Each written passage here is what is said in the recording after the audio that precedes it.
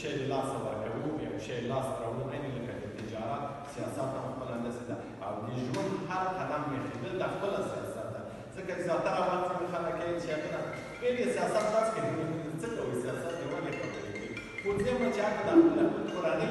د زموږ د یوه دوه ډوډۍ حلاله چې راپیدا کوو دا هم خپله سیاست ده د سیاست کړل د خپل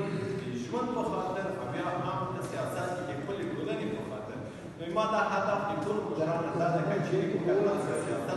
د خپلې ټولنې د پراختیا په خاطر او بالخصوص د موږ د پښتون توکم راوړلو ته زه چې څومره هڅېږم یا څومره چې زه کومه او څومره چې زه غواړم کومه دا یوازې د هغه د پښتون ټولنې د خپل هېواد د خپلو د لارو برابرانو هغه حق چې کومه ده دا حق ادا کول غواړم څومره چې زه خپله وسه مې ده ادا یې کړم نو د نورو ځوانانو نه نورو پیاوړو هغو مبارزینو نه هم زما دا هیله ده چې څو مونږ وکړی شي یو بل ته لاس ورکړو یا بل یو بل که چېرته یو نفر چېرې بندېږي یا په کوم سیاسي ستونزې ولري یا هم نشي کولی په زړه کې یو څه ولري هغه راوچت کې خلکو ته یې ورکړي نو هغه موږ تاسې باید لاس ورکړو تر څو موږ وکړی شو یو بل سره په زنجیر پورې کړو یو د یو سره کړه شو او مکمل کلک زنجیر ته نه جوړ کړو تر څو موږ د ډېر ځیرک او ډېر قسم خورده دښمن چې پنجاب او ایران ته څنګه زیاتره پنجاب یادوو ایران څوک نه یادوي او تاسو پوهېږئ چې ایران هغه دښمن دی چې موږ سره مخامخ لکه پنجاب چې ورته طالب رالیږي ولې ایران موږ ته سره د هنر کلتور ماتولو په خاطر د موږ د ژبې ماتولو په خاطر مبارزه کوي او دا مبارزه د ایران اوس نه ده شروع شوې دا د هغه وخت نه شروع شوې ده چې موږ مشران یې په هغه وختونو کې وبلل چې دربار ژبې کې بله ژبه راننه کړه خیر که موږ دا خبرې وکړو ځینې خلک به فکر کوي چې تعصب مسله ده زه هېڅ وخت تعصب ته لمن نه وهمه او هېڅ وخت او د تعصب کونه ولې هغه شی چې موږ حق ده دغه حق باید موږ ادا کړو او دا حق چې شی دی د موږ د مورنۍ ژبې ده ځکه که موږ ماشوم ته په خپلې مورنۍ ژبې زده کړه ورکړلی شي هغه په بلې ژبې هغه څه چې ورزده کوي هغه نشي اخیستلی ځکه ګورئ موږ په خپل وطن کې اول دغه د حاکمانه خوړلی شوی ما 14 کاله په کابل کې زده کړې وکړې 14 کاله ما په خپلې مورنۍ ژبې زده کړې نه دي کړي 7 کاله مې په روسیه کې زده کړې وکړې حتی 7 کاله ما په مورنۍ ژبې زده کړې ونه کړې دلته کندربري کالج کې ډیزاین مدرن ډیزاین 4 کاله ما زده کړه وکړه دلته هم چا ما مورنۍ ژبې د ما زده کړه رانه کړه نو ځکه زه تر ننه ورځې پورې هم د خپلې د پښتو لیکلو کې یوګانې رانه ګډې شي پښتو رانه ګډه ده او موږ په خپل وطن کې خپلې ژبه ونه شوه ساتلی دا خبرې در خاطر کومه چې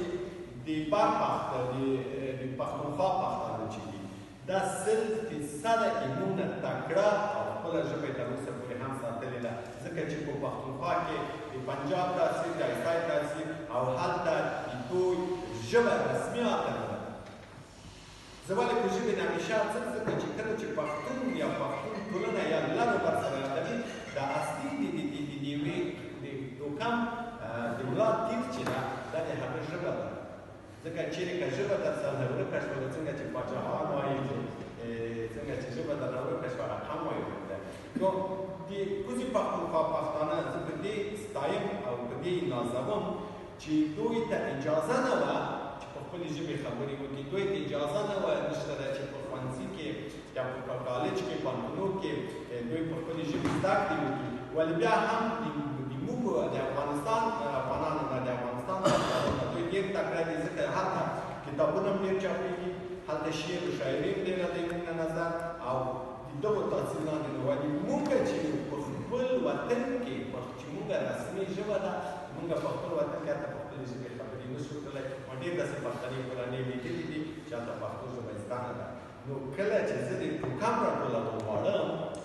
دا د ژبې نه راشروع کېږي تر څو چې موږ خپله ژبه ونه شو ساتلی نو زه فکر نه کوم چې موږ به وطن وساتو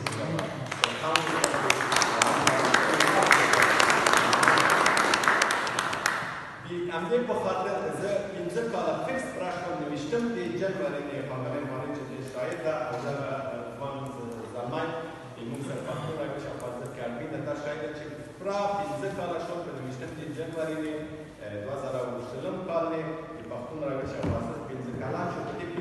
د میوه هڅېدلو وکړی شو د پښتون په ټولنې کې پوهاوی وکړو د پښتون په ټولنې کې کتاب لوستل مو وکړو موږ ډېر کتابونه چاپ کړل مثلا موږ 2000 کتابه په پېښور کې چاپ کړل چې حتی زه بیا وروسته خلک وهڅولم وایي چې چاته کتاب چاپوي ورته وایي چې وروره کتاب زه درته چاپوم